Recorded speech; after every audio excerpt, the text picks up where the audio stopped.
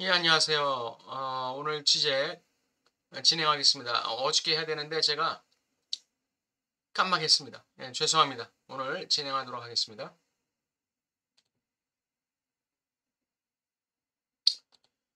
오늘은 해겔 변증법의 동력에 대해서 한번 알아보겠습니다. 역사적 인물로서의 케이사르가 칭호 케이사르로 반복됨으로써 세자리즘의 수립을 유발한다. 예, 지난 시간에 말씀드렸듯이 그 역사적 인물로서의 케이사르가 자기 아버지를 죽이고 어, 공화국을 유지하는 인물이 되었지만 그러나 이미 공화국은 죽은 상태였다. 그 케사르가 다시 살해를 당함으로써 그래서 칭호로서의 케이사르로 반복됨으로써 이 세자리즘 이것은 하나의 황제의 권위를 나타내는 그런 말로 상징적 칭호로 이제 수립되는 것이죠. 일종의 아버지의 법이 되는 거예요. 예, 상징적 그 칭호가 되는 거예요. 이건. 이 반복의 이유 동기는 무엇인가? 이에 대해서 아수는 그것은 우연성에서 필연성으로의 이동이고 무의식적 실체에서 의식으로의 이행이라고 말한다. 왜? 상징화되었기 때문에. 즉 즉자에서 대자로의 이행이다. 네. 그 즉자에서 대자가 되기 위해서는 뭐가 돼야 되죠? 그 반명제가 종합으로 이동해야 되죠. 네, 반명제에 올라서야 돼요. 명제, 반명제 종합에서 반명제 위에 주체가 올라서야 돼요. 그래야 직자에서 대자로 이행하게 되는 것이죠. 예. 명제가 직자라면 명제를 인지하고 있는 주체가 직자라면 반명제를 인지하는 주체는 대자가 되는 것입니다. 대자로 주체가 자신의 위치를 이동할 때 반명제로 자신의 위치를 이동할 때 대자가 되는 것이죠. 그래서 종합으로 이동함으로써 그 자기 동일성으로 회귀하는 주체를 뭐라고 그래요? 즉자 대자로서의 주체다 이렇게 얘기하죠. 그러나 이러한 아순의 해석은 결국 공화국의 끝이 권력의 등장이 그것의 반복에 의해 가치를 갖게 된다는 객관적 필연성이었던 것이다. 이 객관적 필연성이라는 것은 A니까 B고 B니까 C고 C니까 D고 D니까 E고 하는 원인 결과적인 필연성이에요.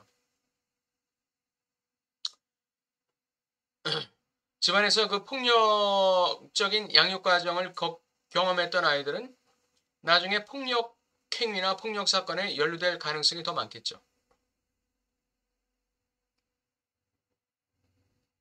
공부를 열심히 한 그 청소년 시절에 공부를 열심히 한 학생들은 성인이 돼서 훨씬 더 돈을 많이 벌고 자기 실현을 할 수 있는 가능성이 훨씬 더 많아지겠죠. 그런 게 객관적 필연성이에요.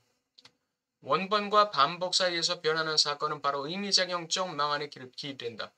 이거는 하나의 환유적인 의미작용의 망이에요. A가 돼서 B가 됐고 B가 돼서 C가 나왔고 C가 나와서 D가 일어났고 이렇게 되는 거. 이게 이제 그 의미작용적 망이죠. 그리고 이 반복을 통한 식별은 필연적으로 프로이드의 분석에서 모세가 그런 것처럼 범죄, 살해 행위를 전제한다. 즉 카이사르는 그의 필연성 안에서 권력의 칭호로서 실현되기 위해 경험적인 면로서의 카이사르는 죽어야 했다. 예, 이런 게 이제 객관적 필연성으로서의 카이사르의 죽음이죠. 권력의 칭호로서 케자리즘, 케자리즘이 등장하기 위해서는 육체로서의 인물로서의 카이사르는 죽어야 돼요. 예. 그 필연성이죠. 객관적 필연성이에요. 칭호로서의 카이사르가 나오기 위해서 인물로서의 카이사르는 죽어야 한다. 이런 게 객관적 필연성이죠.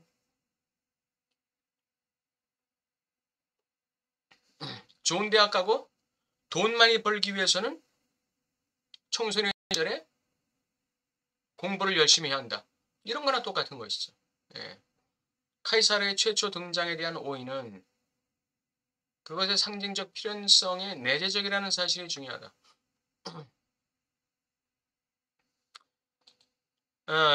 그 오인이라는 것. 오인이라는 것은 카이사르의 최초 등장에 대한 오인이라는 것. 이것은 그것의 상징적 필연성에 내재적이라. 예, 카이사르의 최초 등장에 대한 오인. 이것이 뭐였죠? 공화국을 유지하는 자기가 유지하고 있다는 착각이었죠. 예. 카이사르가 자기 공화국을 자신이 유지하고 있다는 착각이었어요. 이미 공화국은 죽었어요. 그런데 자기가 육체로서 인물로서 그 공화국을 지지하고 있다는 그 착각, 그 오인, 그것이었죠. 예. 그 오인은 상징적 필연성에 내재적이다.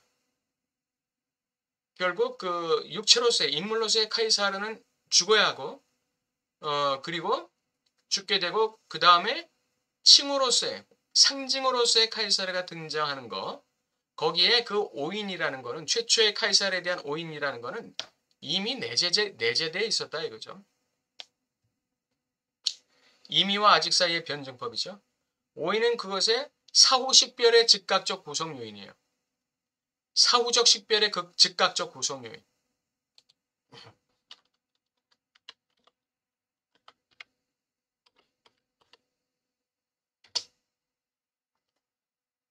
첫 번째 카이사르의 사례는 죄의식을 연다. 이 죄의식의 반복의 에너지를 준다. 네.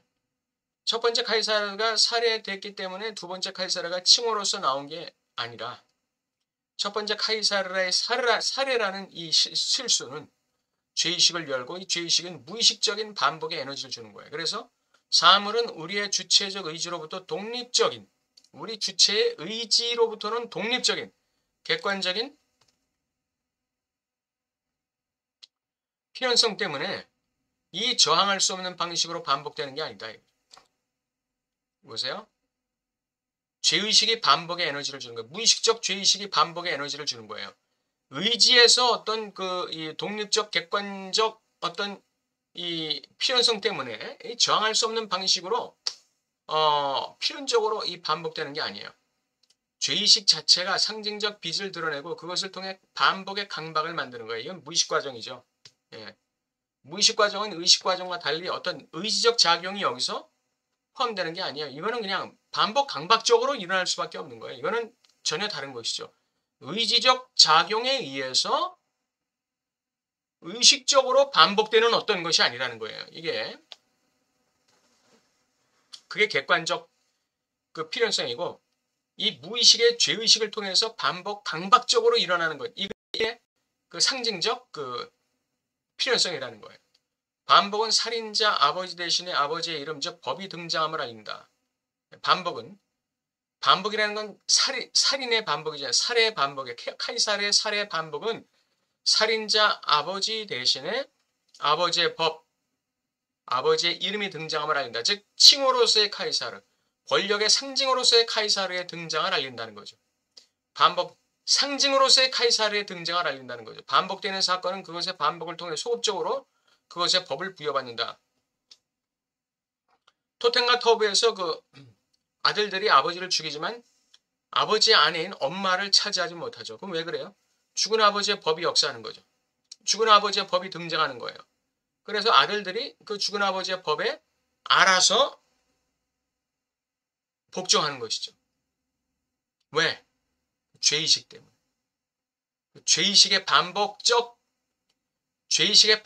강박적 그 추동 때문에 죽은 아버지의 법을 거역할 수가 없는 거예요. 혹시 나를 위해서 희생한 사람의 기대, 나를 향한 기대, 나를 위해서 정말 극적으로 나를 위해서 내가 죽을 처지에서 나를 위해 대신 죽어준 어떤 사람의 그 마지막 유언, 마지막 부탁, 그 마지막 그 사람의 그 이름을 저버리고 반역할 사람이 있나요? 예, 그런 사람은 양심이 그건 완전히 화인 맞은 사람이죠. 예, 정상적인 사람은 절대로 그렇게 못합니다. 나에게 내 생명을 대신해준 그런 은인의 이 바램과 기대를 갖다가 저버리는 그런 행위를 아주 의지적으로 할 수 있는 사람은 정상적인 사람 중에서는 없어요. 그게 아버지의 법이라는 거예요. 정신외상적 사건의 상징적 전유. 정신외상적 사건은 뭐예요? 아버지를 죽이는 거죠. 카이사를 죽이는 거예요. 그 죄의식의 상징적 전유예요. 그 죄의식이 나에게 요구하는 그 반복 강박적 그 요구에 대한 상징적 전유. 그래서 반복이 일어난다는 걸 얘기하고자 하는 거예요. 지적이. 반복이 그래서 일어난다는 걸 얘기하고자 하는 거예요. 해결은 따라서 이미 해석적 몸짓의 구성적 늦음을 표현하는 데 성공한다. 해석적 몸짓의 구성적 늦음. 몸짓은 이미 일어나는데 그 해석에 대해서는 구성적인 늦음을 요구하고 있다. 기다리고 있다 이거예요. 즉 해석은 반복에 의해서만 도래한다. 예, 반복되는 그 시간까지 해석은 유보되는 거예요. 그러나 그 사건은 반복에 의해서 도래될 때까지 자신의 해석이 이루어질 것을 기대하고 있는 거죠. 이 반복의 필연성을 해결의 법철학 서문에 나오는 사후에 저녁에 만나는 미네르바의 올빼미와 연결시킬 수 있다. 예. 미네르바의 올빼미는 저녁에 만난다. 이게 바로 해석적 몸짓의 구성적 늦음이에요. 해석적 몸짓의 구성적 늦음. 해석적 몸짓은 늦게 나온다 이거죠. 저녁 때나 이루어진다. 반복이 이루어질 때나 이루어진다 이거죠. 해석적 몸짓이란. 그 사건은 해석적 몸짓을 기다리는 거예요. 근데 그 해석적 몸짓은 늦게 이루어지는 것이죠. 우리는 이 늦음을 객관적 과정 자체의 내재적인 것으로 파악해야 한다. 예, 이 늦음을 갖다가 분리된 어떤 것으로 볼 수가 없는 거예요. 객관적 과정 자체의 내재적인 것으로 파악해야 한다. 그래서 이 늦음이 객관적 과정 자체의 내재적인 것이기 때문에 이것은 늦다라고 볼 수가 없는 것이죠. 예, 이미 내재되어 있는 것이에요. 그 내재되어 있는 것을 사후에 저녁에 상징화하고 해석하는 것이죠. 역사적 필연성은 처음 카이사르가 나타났을 때 의견은 그것을 놓치고서 자의적인 어떤 것이라고 간주하는 실수를 했다. 예. 처음 카이사르가 나타났을 때 역사적 필연성은 그것을 놓치고 자의적인 어떤 것으로 간주하는 실수를 했다. 아, 이 카이사르? 이거는 이제 이 공화국의 이 완수를 위해서 황제의 등장을 위해서 카이사르 칭호로서의 카이사르의 등장을 위해서는 얘는 반드시 있어야 돼. 예. 그리고 얘는 반드시 죽어야 돼. 이 역사적 필연성은 이 오해를 통해서만 구성되고 실현된다. 아까도 말씀드렸듯이 이 오해라는 거, 예, 자기가 죽은 줄 모르고 있는 카이사르. 자기는 이미 죽었어요. 공화국은 이미 무너졌어요.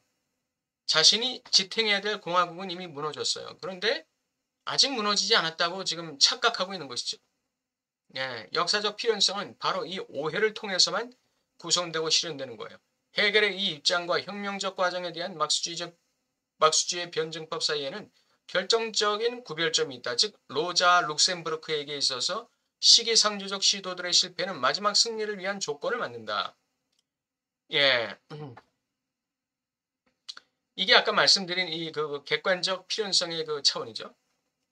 예, 마지막 승리를 위한 조건이에요. 시기상조적 시도들이라는 것은 마지막 승리를 위한 조건이에요. 그러나 반면에 해겔에게서는 변증법적 전복은 그러한 실패를 승리처럼 나타나게 만드는 관점의 변화였다. 예, 이 해겔에게 있어서의 변증법은 관점의 변화예요.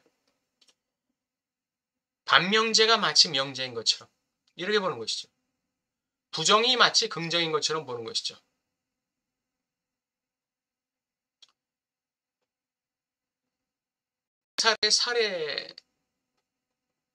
카이사르의 이 실패, 카이사르의 죽음에 대한 관점의 변화.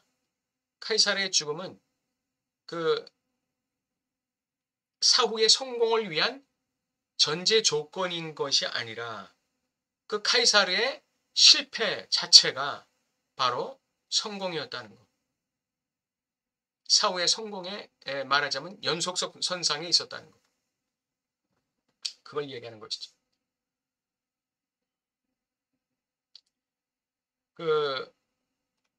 우리는 이 부부간의 갈등을 많이 체험하게 되죠. 부부간의 그 충돌을 많이 체험하게 돼요. 근데 이 부부간의 갈등과 충돌의 구조를 보면요. 어떤 정형화된 구조가 있어요. 정형화된 구조. 남편은 아내가 자신을 무시한다고 느껴질 때 화딱지를 내는 거예요. 그러면 아내는 남편이 이유 없는 화를 낼 때 분노하는 거예요. 그러니까 이 구조가 서로 맞물려가지고 꽉 맞물려가지고 돌아가는 거예요. 돌아가는 거예요. 견고하게 돌아가는 것이죠. 이 갈등과 충돌의 원인, 즉 상대가 나를 무시한다 라는 해석이 만약에 관점이 달라져 봐요. 저 사람이 나를 무시하려는 의도가 없다. 저것은 저 사람의 생활 양식이고 저 사람의 하나의 어릴 때부터 이 습관화됐던 하나의 행동 양식이다라고 이해한다면 그건 관점이 변하죠. 저 사람이 나의 말을 무시한다? 나의 어떤 이 어필을 무시한다? 라고 보는 관점에서 이건 저 사람의 행동 양식일 뿐이고 나를 무시하려는 의도는 전혀 없는 것이다. 혹시 내 말을 듣고 실제로 무시하는 경향을 보이더라도 그것은 저 사람의 심리적 병리에서 일어나는 행위일 뿐이지 나를 무시하려는 의도는 없었다. 이렇게 관점을 바꾸는 거예요. 그러면 부부간의 충돌이 어떻게 되겠습니까? 훨씬 줄어드는 거죠. 그리고 아내도 남편이 화를 낼 때 이유 없이 화를 낸다고 생각할 때 자기도 분노가 올라온단 말이에요. 그 남편이 이유 없이 화낸다고 생각되는 그 부분에 대해서 이거는 남편이 나를 분노하게 만들려고 하는 게 아니라 남편의 심리적 병리 때문이야. 내가 치유자의 입장에서 남편을 치유해줘야지 라는 관점으로 변화시킨다면 남편이 화를 낸다고 이유 없는 화를 낸다고 느껴지는 그 순간에도 분노를 내가 통제할 수가 있게 되는 거예요. 남편도 나를 괴롭게 하려고 저렇게 화내는 게 아니야. 남편도 심리적인 병리가 있기 때문에 연약함이 있기 때문에 저렇게 화를 내는 거예요. 내가 저 사람을 좀 도와줘야지. 이런 관점의 변화는 굉장히 중요한 겁니다. 상징적인 것으로서의 행위는 그것의 놓침 자체 안에서 성공한다. 야, 멋진 말이죠. 상징적 행위가 성공하는 것. 재수 아시죠? 재수. 삼수, 사수하시는 분들. 그 재수가, 그러니까 처음 시험 봤을 때 실패했다. 그럼 그것은 놓침이잖아요. 그게 놓침이에요. 근데 그 놓침 자체 안에 이미 성공이 있는 거예요. 재수에서 성공하는 거죠. 또 삼수에서 성공하는 거죠. 윤석열 대통령은 몇 수에서 성공했습니까? 예. 7수, 8수에서 성공했어요. 사법고시 7수, 8수 해가지고 성공했어요. 이분이 만약에 그런 놓침을 실패로 보았다면, 자신의 인생의 실패로 봤다면 포기할 수밖에 없었겠죠. 근데 이분은 자신의 실패로 본 게 아니에요. 이건 과정에 불과하다. 이렇게 본 거죠. 성공으로 가는 과정에 불과하다. 이렇게 본 거예요. 그러니까 7수, 8수가 가능한 거예요. 사실 대한민국의 남자치고 7수, 8수 해가지고 대학교 들어가는 사람이 있습니까? 7수, 8수 해가지고 사법고시 합격하는 사람 몇이나 되겠어요? 이분은 대단한 저력이 있는 거예요. 그건 인정해야 돼요. 개인적으로 인정해야 돼요. 진정한 시작은 마지막에만 도착한다는 해겔의 명제는 따라서 글자 그대로 받아들여야 한다.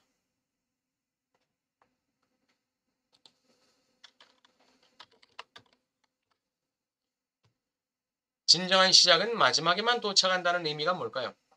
진정한 시작은 바로 마지막에 해석된다. 이거죠. 진정한 시작의 그 실패라는 거, 진정한 시작의 그 실수라는 거, 진정한 시작의 그 오인이라는 거는, 오해라는 거는 마지막에 미네르바가 저녁 때 날듯이 마지막에 그 해석이 이루어진다. 그 의미가 주어진다는 것이죠. 사후적인 해석. 사후적인 발견. 예. 이라는 해겔의 명제는 따라서 글자 그대로 받아들여져야 하는 것이다. 즉 행위, 명제는 필연적으로 시기상조다. 그리고 변증법적 전복은 이 명제의 놓침, 이게 반명제예요. 행위는 명제고 그 행위의 놓침, 그게 반명제예요. 이것이 진정한 명제라는 것이 드러날 때 발생한다. 드러나는 게 언제 드러나죠? 사후에 드러나는 거예요. 마지막에. 저녁 때 드러나는 거예요. 나중에 드러나는 것이. 그게 반명제. 이 명제의 놓침이라는 이 반명제가 이게 사실 진정한 명제였구나라는 게 사후에 드러나는 것이죠. 사후에 해석되는 거죠. 그게 종합이에요. 종합은 그것의 놓침을 통해 솟아나는 명제의 회귀이다. 의미이다. 태초에 행위가 있었다. 행위는 구성적인 큰 실수를 내포한다. 그것은 놓치고 허공에 떨어진다. 이게 반명제죠. 그리고 상징화의 원래 몸짓은 이 순수한 소비를 실증적인 어떤 것으로 상징하는 것이고 이 허공에 떨어지는 이 상실, 놓침을 실증적인 것으로 상징하는 거예요. 이게 바로 변증법적인 전복이죠. 이게 바로 지적이 말하는 이 관점의 변화. 상실을 자유로운 공간을 열고 있게 내버려두는 운동이라고 느낀다. 상실을 좌절이나 실패로 느끼는 게 아니에요. 그 상실을 자유로운 공간을 여는 근본으로 여기는 생산을 위한 자유로운 공간, 창조를 위한 자유로운 공간을 여는 그 열쇠로 보는 것이죠.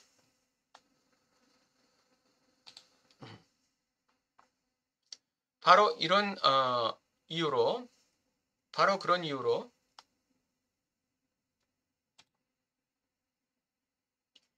해겔의 변증법은 늦음과 지향의 이 움직임은 해겔의 변증법이라는 거, 이 늦음과 지향의 변증법이라는 거는 늦음과 지향의 움직임이라는 거는 단지 그것의 우발적이고 비본질적인 수준으로서가 아니라 그것의 중심 구성 요소로서 변증법 과정 안에 포함되어 있다. 이 늦음과 지향의 이 움직임이라는 것은 비본질적인 게 아니에요. 이게 본질적인 거예요. 해겔 변증법의 본질은 뭐냐? 늦음과 지향의 움직임이 변증법의 중심에 있다는 거예요. 그래서 이 늦음과 지향이 결코 늦은 게 아니라 이것이야말로 새로운 창조, 새로운 해석, 새로운 발견, 새로운 생성을 근본적으로 만들어내면서 주체의 자기 동일성을 회복시키는 그러한 그 핵심 요소로, 중심 요소로서 변증법적 과정에 이미 포함되어 있다는 거예요. 이 늦음이 이미 변증법 안에 포함되어 있다는 거예요. 변증법적 과정은 항상 지향, 늦음의 역설적 형식을 아직 아님에서 항상 임의로의 전복의 형식을 너무 일찍 그리고 사후의 형식을 갖는다. 네. 지향, 늦음의 역설적 형식 아직 아님에서 이미 항상 임의로 전복되는 거예요. 이 해겔 변증법의 이 구조는 이러한 역설을 품고 있는 것이죠. 반명제가 결국은 명제를 반복하는 것인데 반명제가 결국은 명제의 진정한 진정한 의미였다는 것을 사후에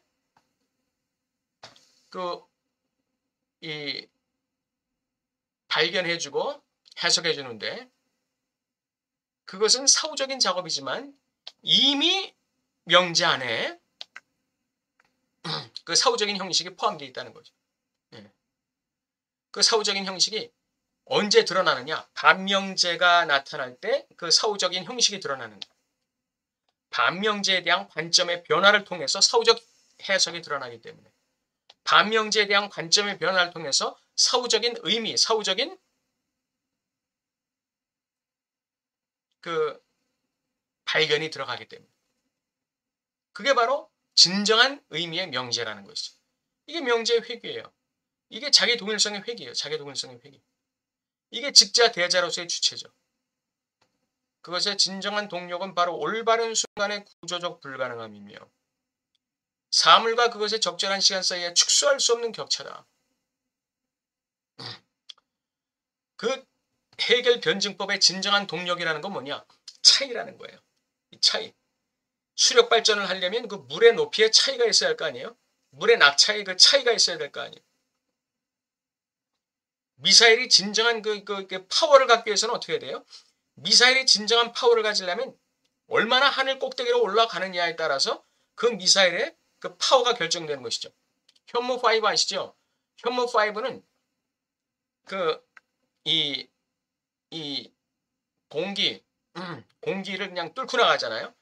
성층권으로 그냥 뚫고 나가잖아요. 성층권으로 뚫고 나가서 떨어지면서 그 10톤이 넘는 무게가 탄두만 8톤이라고 그러잖아요.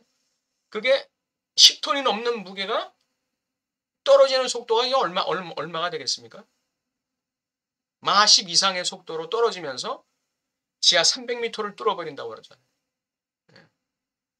김정은이가 숨을 데가 없는 거예요. 지하 300m를 뚫고 들어가서 지하에서 그냥 꽝 터지는 것이죠. 떨어지면서 땅을 뚫을 때 지진을 일으키고 지하에서 터지면서 또 지진을 일으킨다는 거예요. 그 낙차, 그 차이, 격차, 거리의 격차, 시간의 격차. 이게 진정한 이 변증법의 동력이라는 겁니다. 시간의 격차. 그렇기 때문에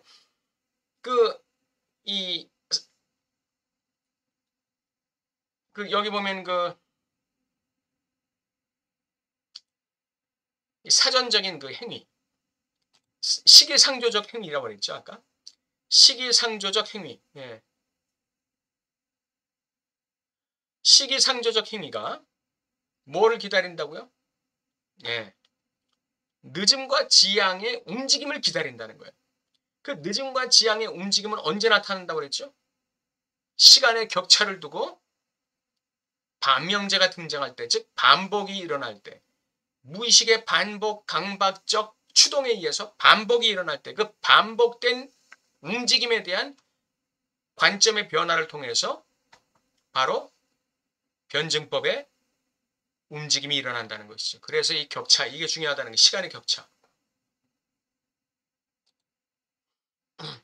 그러니까 뭔가 우리가 인생에서 내 뜻대로 안 된다고 해가지고 실망할 일이 아니에요. 좌절하지 말고 그것이 바로 성공이라는 사실을 깨닫고 내가 경험한 나의 실패를 성공으로 바라볼 수 있어야 돼요. 내가 실패한 나의 경험을 성공으로 볼 수 있어야 돼요. 첫 번째 계기인 명제는 그 정의상 자신의 충만한 동일성에 도달하기에는 너무 일찍 도착한다. 예, 명제는 시기상조적인 거예요. 시기상조적인 거예요, 명제는. 행위는 시기상조적인 거예요. 그리고 그것은 종합 안에서의 자신의 반복을 이용해, 즉 반명제를 이용해 사후에만 소급적으로 실현되고 그 자신이 된다. 이게 자기 동일성의 회귀죠. 예, 결론적으로 지금은 반복할 시간입니다. 지금은 실패를 경험할 시간이에요. 그러면 소급적으로 자기 동일성으로 돌아오게 돼 있고 자기 실현이 이루어지는 거예요. 이게 변증법적 자기 발전이라고 하는 것이고 소급적 자기 동일성으로의 회귀라는 것이죠. 예, 해겔의 아주 핵심적인 개념이죠. 예, 변증법적 자기 발전, 자기 동일성으로의 소급적 회귀.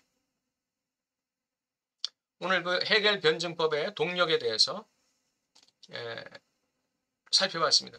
여러분 일주일 동안도 평안하시고 가을에 인생의 귀한 열매들 맺으시기 바랍니다. 감사합니다.